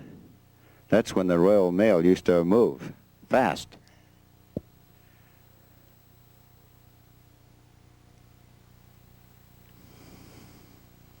Now we're getting you a few shots of Abbotsford, what Abbotsford used to look like in the late 40s, early 50s. There's a sign there. It says Vancouver 42 miles and Chilliwack about, I think, 25, it said. Oh, you're more than halfway.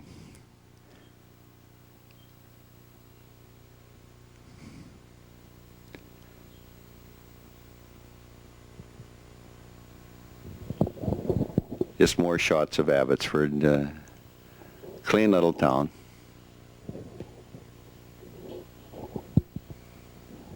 There's a BA gas station.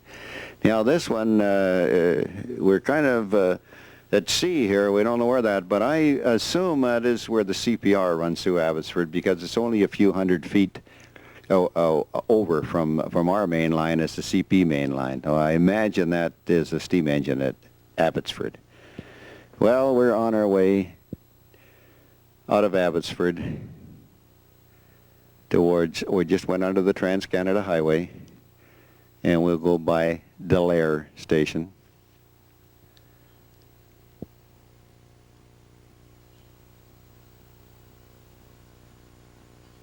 There's Delair. And the next one is Vi Road.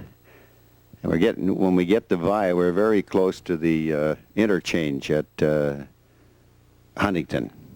That was a big interchange that the B.C. Electric used to bring all the bananas down from the Northern Pacific Railway and also the Milwaukee.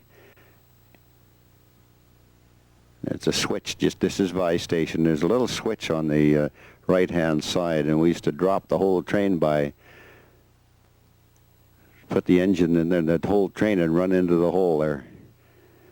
A little farther on, you'll notice one of the 940s, one of the brand new diesels that they bought around about 1948, sitting in there. That was the start of the beginning of the end of the trolley wire. Here he's coming around the bend, crossing the highway that goes from Abbotsford to Sumas. And that's the depot at Huntington.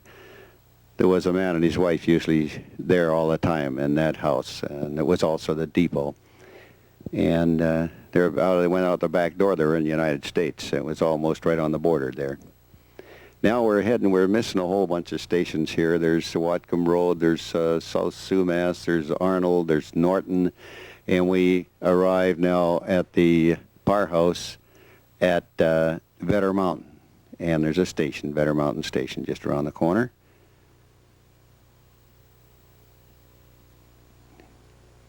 And just as we leave here, there's a couple of deer on the track there, and they don't know which way to go. We'll catch, there they go, look at them. They're nice looking little deer, little whitetails. Oh, we didn't get them. They got off the track in time.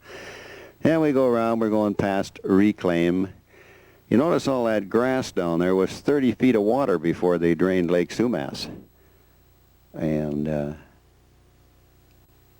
there's Reclaim and Kidd, but the next station we'll see will be Belrose. That's the siding down to Kidd. Or, pardon me, down to Reclaim. I was sitting in the siding with a motorman on a freight train one time when I was a young feller, and I said, why did they cut all these cuts and rock cuts all around the mountain when they could have built the railroad right down there on the flat? And he looked at me and said, kid, when I was your age, there was 30 feet of water. We'd get out and have a swim there. It was old Howard Mortison. Very dry humor, but here's Belrose. And that's Ken Hudson's car parked there. He's up in the bushes taking the picture.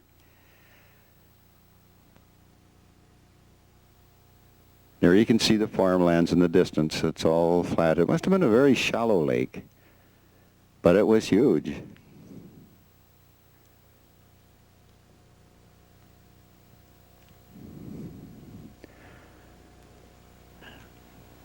Here we go by a couple more stations here. Sinclair.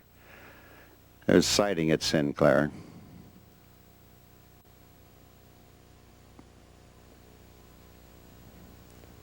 And Stewart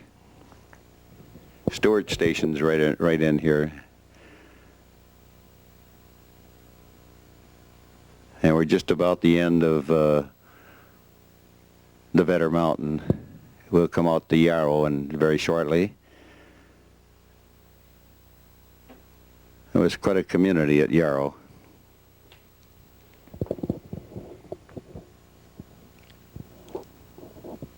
Yeah, that looks like some of the buildings at Yarrow.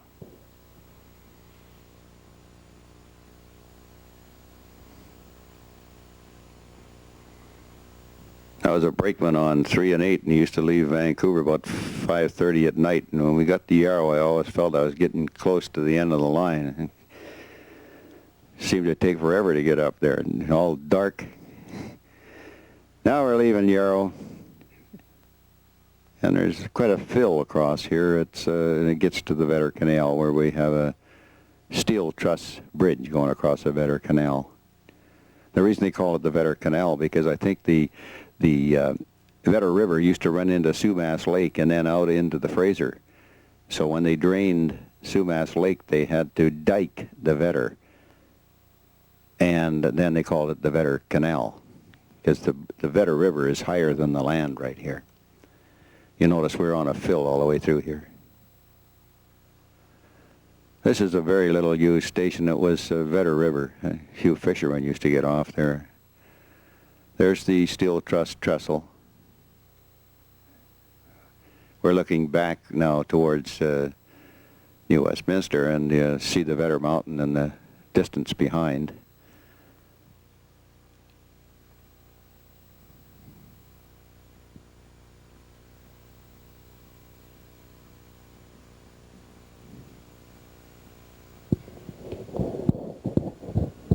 As soon as we get over this bridge here, it won't be long, we'll be at Woodruff.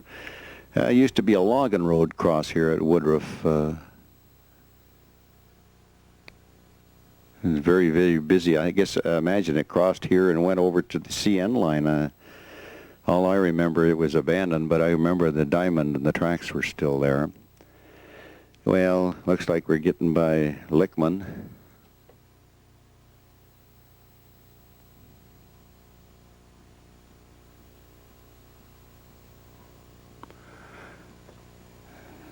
And there's Lickman, there's South Sumas, and there's Evans Station along here. After we leave Evans, we'll be coming into Sardis.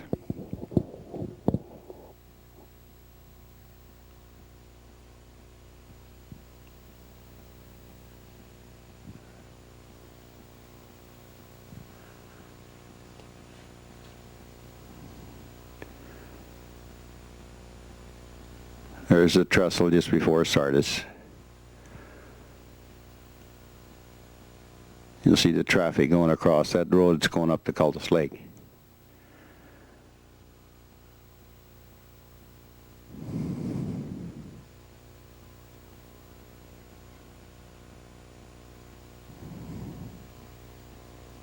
Here again is the mailman with a truck waiting there. Now it's perfectly straight, perfectly flat. You go past Knight Road, station at Knight Road. Then the next thing you come to is the diamond for the CN signal tower. There's the distance signal for the diamond. That's the interchange for the CN. That's the home signal, and there's the signal tower. And there's the CN main line. Now we're coming into the loop, in the Chilliwack depot. Notice the cows, they're feeding there in the middle of the loop there. Peaceful setting. They don't even look at the train. Couldn't care less.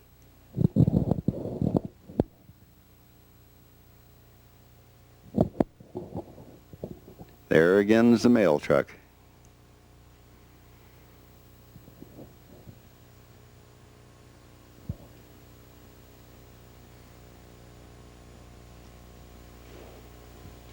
Away goes Her Majesty's mail to be delivered on time. Now we're going to have a lot of shots around Chilliwack. I'm not too familiar with the downtown. Are you, Vic? It's just shots of the downtown Chilliwack. Yes, well, it shows Chilliwack is a very quiet area, and I must say, Frank, in looking at this footage, it's brought back a lot of memories. I assisted Ken Hodgson in taking these films by driving the car for him, and so we had a lot of fun in making this film. So it's been rather enjoyable thinking back to those days. A lot of time and effort went into it, as you can imagine, to catch the various scenes along the way. Your comments are interesting, Frank. You know the line intimately, and it's been very interesting. Well, thanks, Vic. Pretty soon we're going to start heading back, and they're just random shots, and there's nowhere a way to identify them unless we see stations or road crossings. But it gets to be redundant to have a commentary all the way back, because it would be the same as coming up, even if we could trace them. There's sort of some nice cars. I'd sure like to have one of them today in that shape. I worked 3 and 8 for a while, and he used to have to, the brakeman had to sleep up in Chilliwack. The conductor lived in Chilliwack, and the brakeman had to sleep in a bunkhouse up above the car barn. And you leave Chilliwack at 8 in the morning and get back into Vancouver about 10:30, 11 o'clock. I worked it for about 3 months, 7 days a week. Made good money on it, but you sure didn't see much of your family in that 3 months. We're heading back out of the loop now. It's a complete loop around Chilliwack in those days. You didn't have to change ends or anything. There's the CN Tower on the way back.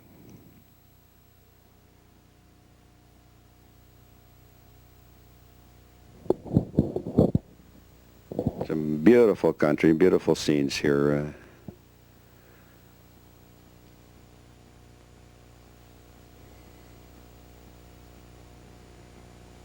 It sure brings back a lot of memories for me, too.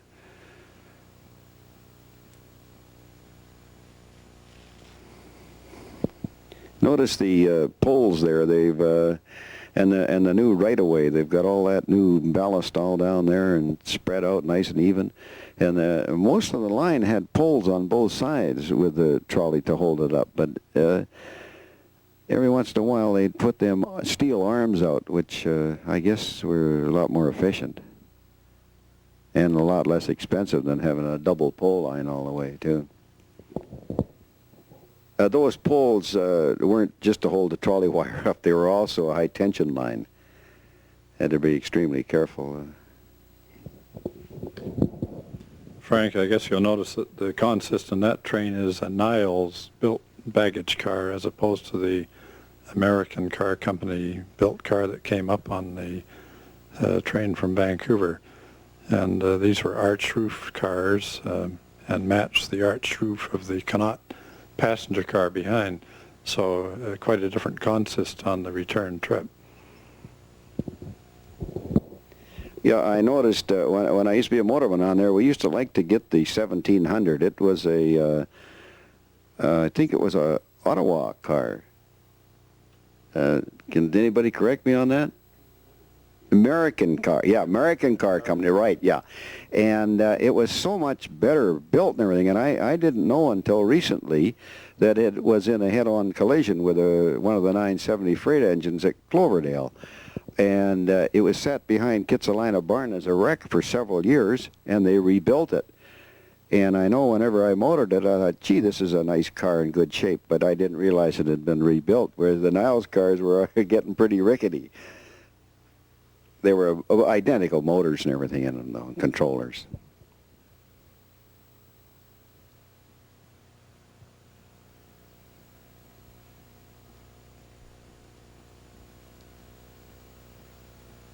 And number 2 was the one that went up in the morning and come back as number 5. Then they had 4 and 7. 4 used to leave about 2 in the afternoon and get back about 9 o'clock into Westminster. And then the Central Park fellows would take the number 4 back from Westminster to Vancouver. And then 3 and 8 was 3 used to come down in the morning at 8 o'clock, and it was number 8 going back up around about 5:30. It left Vancouver.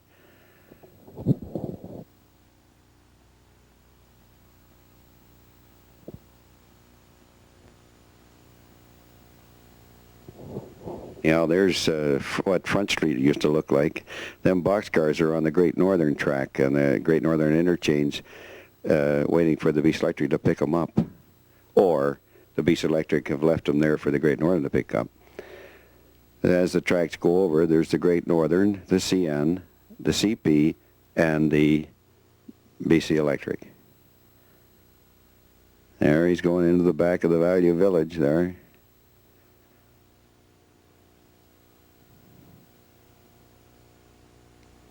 He's coming up. Another interesting thing here, when the freight train went through that 1-point switch, it was a city switch. And you used to have to put a great big track nut in there, throw the switch and put the track nut in so that the switch couldn't flop over when all the boxcars were going over it. And then the tail end brakeman, he sometimes had a hard time getting that nut out of there because it would get wedged in.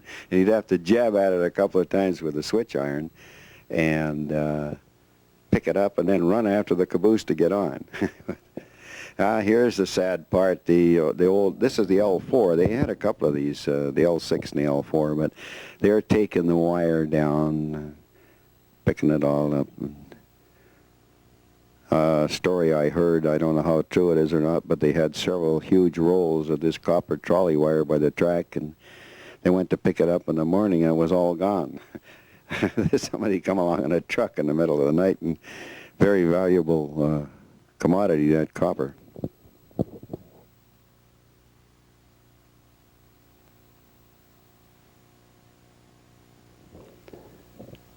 They got it down a lot quicker than they put it up, I'll bet. One thing watching this film, I can't see how that trolleyman can keep that trolley on the wire. The wire is so slack, but yet that trolley seems to stay right on there. See, they cut all the guys and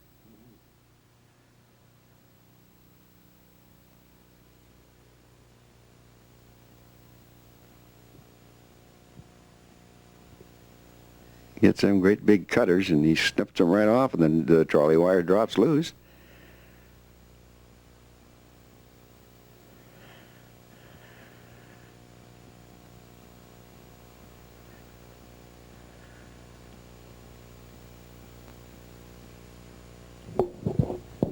But they obviously know what they're doing. I was a motorman, not a lineman.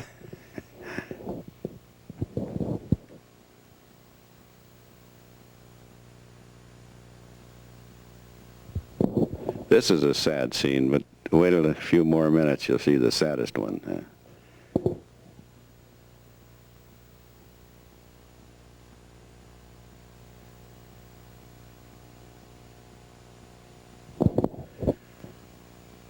Now, there's one of the Niles baggage cars. It's been all stripped of all the metal inside and the brass, so it's all taken out of it. And they got a couple of cables on her.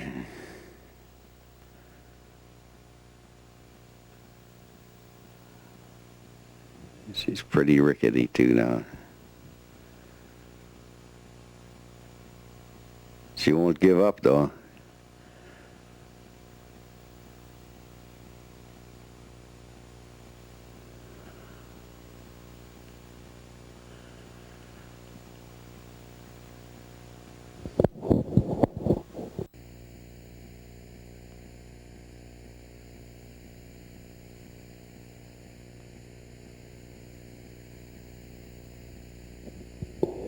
There, she's going to go to sleep now. See all the streetcars along them behind there. This is taken at Kitsilana Barns, where they scrapped all the cars and burnt them. And there's a string of streetcars there all ready for the same fate. Now they've torched it now. Away she goes.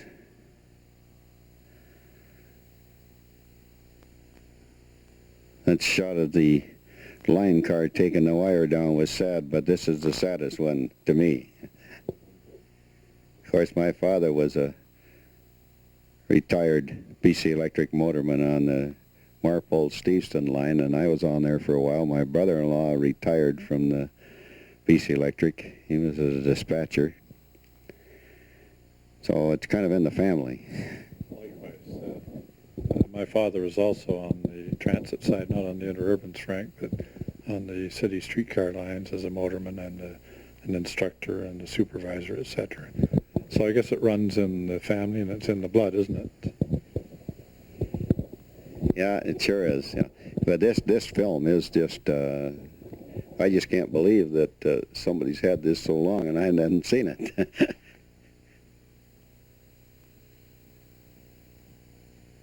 There's not much left. Or I guess that wood was so dry.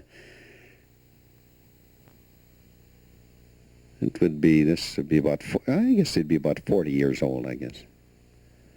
They were built around approximately 1910, and this would be about 1950 or.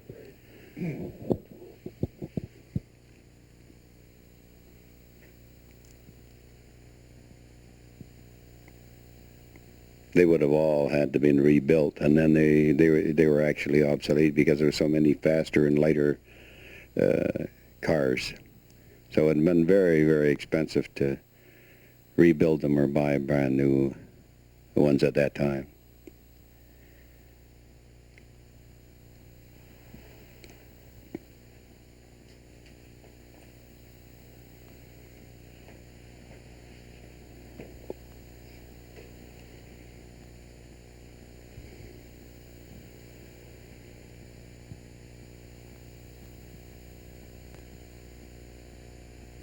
Things are getting pretty hot around there by the look of that fire hose. It's right below Burrard Bridge. There's one of the old wooden freight motors by the looks over there. He's probably ready for the burn too, for the torch. I think it was actually a snow sweeper, Frank. That freight motor, you thought that was a snow sweeper, you know, that had the bamboo brushes and was used to clear the tracks. Anyway, I guess this is the end of the line totally for the Fraser Valley line and the equipment, and the most interesting amount of film depicting quite an interesting era in the local transportation scene.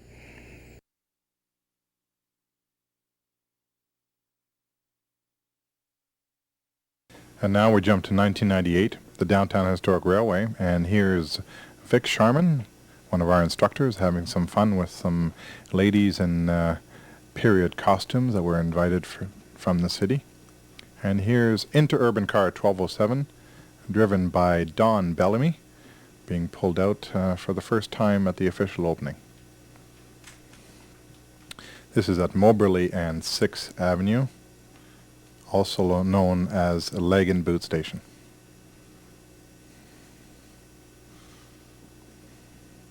Nice, lovely, sunny day on this opening. Here we are looking westbound, the car coming back to Leg and Boot Station. And there, off in the distance, is the car coming from Granville Island back to Leg and Boot. It's called Leg and Boot Station because back at the turn of the century, the police found an actual leg in a boot, which is one of Vancouver's many unsolved murder mysteries. Car 1207 here was strictly on display in 1997. There was no wire. And here in 1998, we operated from Moberly and 6th, which we are standing at, looking west to Granville Island.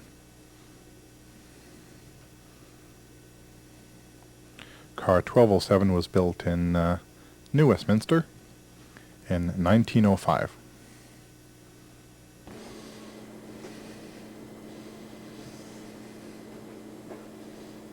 Here we have Frank Horn, one of our other instructors. He's just put that pole up and he's pulled this one down. Now the car is ready to go back to Granville Island for another trip. You can see the car here, another angle of it. Pole is up at the back and down at the front, ready to go back. And here we have the inside of the car. A lot of people on this trip. Number of passengers.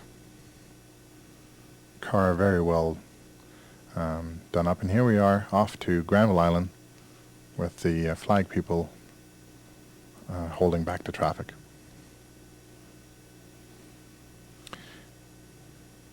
This particular line of track was previously owned by the Canadian Pacific Railway, CPR, and was leased to the BC Electric Railway.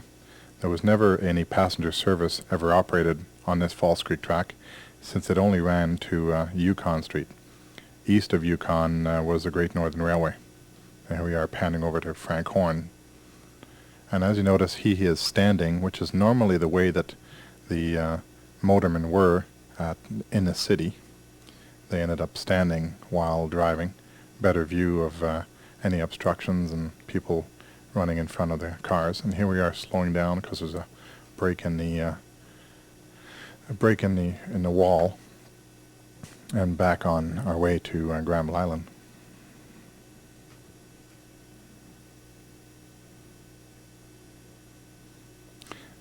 BC Electric Railway serviced these industries with electric freight locomotives.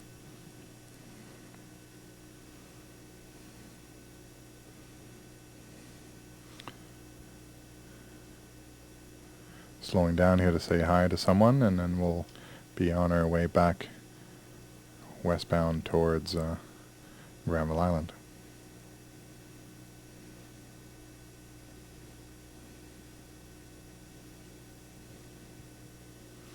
From Granville Island to Yukon, a 2-kilometer track was bought by the City of Vancouver from the Canadian Pacific Railway for $9 million. And from Yukon to Main Street, which is another 1 kilometer, was bought for $600,000. Frank Horn that you see here driving, and Vic Sharman that you've already seen at the beginning, and Don Bellamy were our 3 instructors from the very beginning. All 3 of them have experience driving these interurbans before they were retired in the 1950s.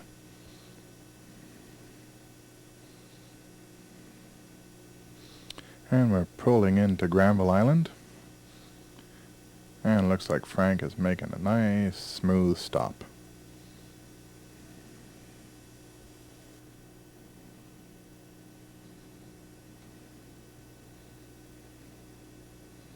And as you can see, we end up staying here for a little bit in order to, and we unload from the back and reload from the front, as you see from here.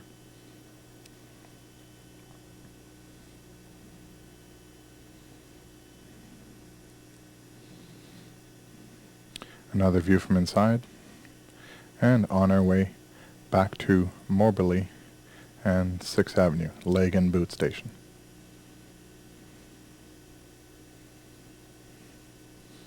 Leg and Boot Station is now the halfway point because of the extension that has occurred to Ontario and 1st Avenue, and last year in 2001 extension to Quebec Street.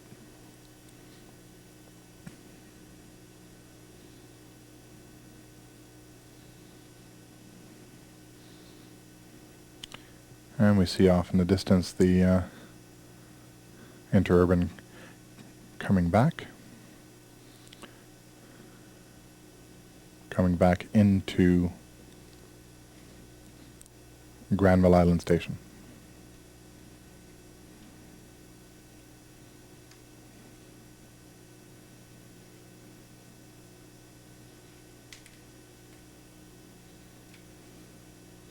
This was termed a double-ended car because you had the 2 poles. So you notice the pole is up at the rear, and so when you pull in here, you would end up putting the pole up at the front, which would then end up being the rear, and then switching over to the other end and pulling that pole down. And it looks like Frank is teaching Angus McIntyre, another one of our members.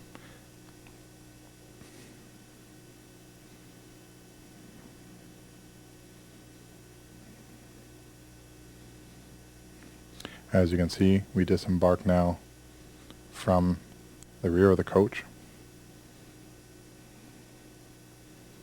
The conductor will quickly jump on, shut the doors, move to the front, and load up. And here we see Frank doing some instruction and showing some of the passengers what we had to do.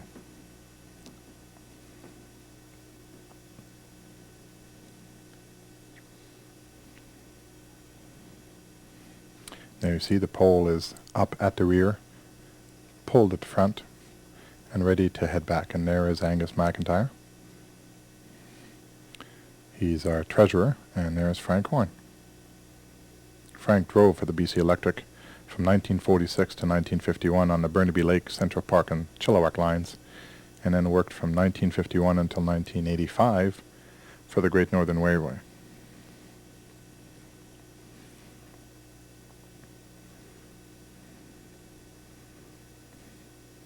We are now proceeding from Granville Island here, heading east towards Legan Boot Station.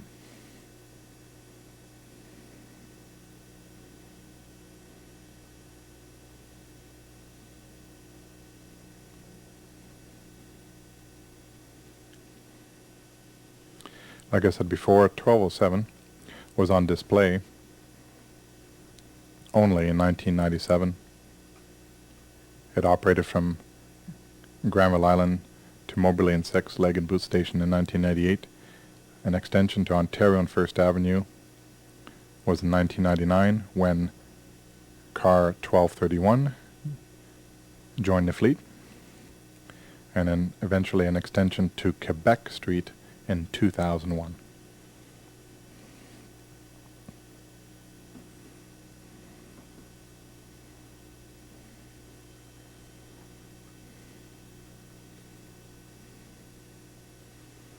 This is a nice straight track, as you can see, and so it was an opportunity for all of us to open it up. And there is Angus with Frank, and opening the speed up in notches.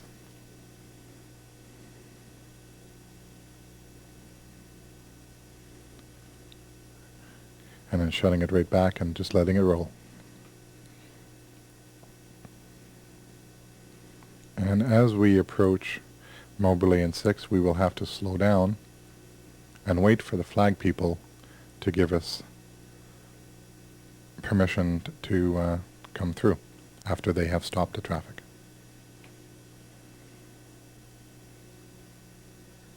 And here we go.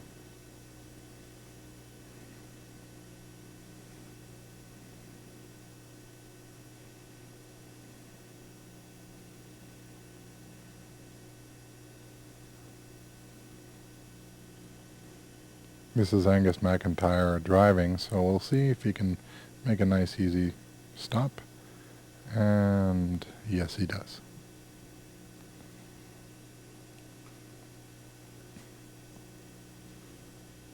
There's 1207 heading back, flag people running up to stop the traffic, allowing it to head back to Granville Island.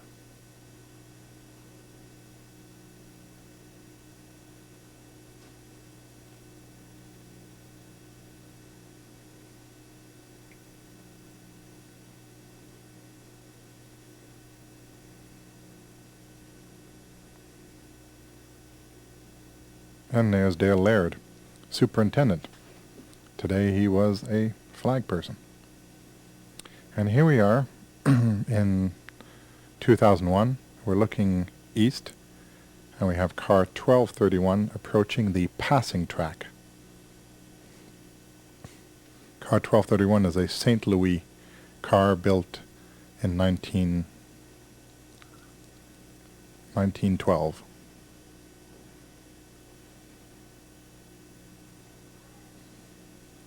And it'll sit on the passing track, waiting for interurban car 1207 coming from Granville Island. to pass on the northern track, and here it comes.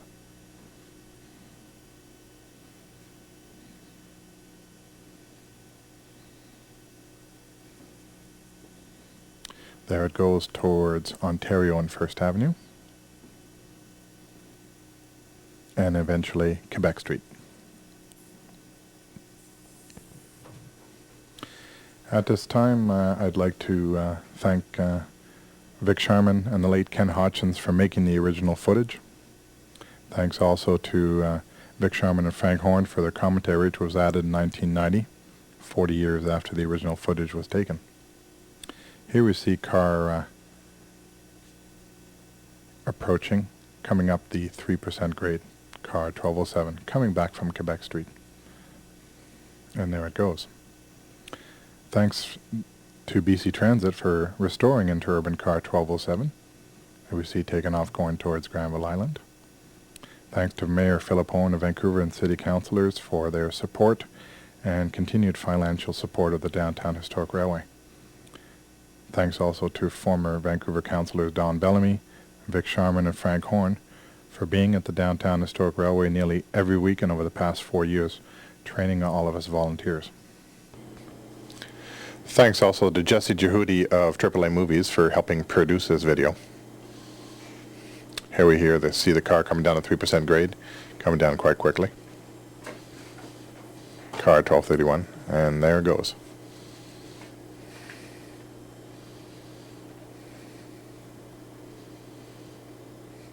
Vic Sharman and his wife in front of car 1231.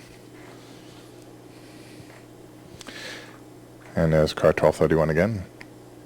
The Downtown Historic Railway, see you later, would not be around without the vision of Dale Laird, our superintendent. So come on down and ride. We run from May to October, and Saturdays, Sundays, and holidays. There's Don Bellamy. See you later, Don. See you next year. So come on down and ride with us. My name is David Aslan, and I'm the president of the Transit Museum Society, and it was nice having you along for the ride today.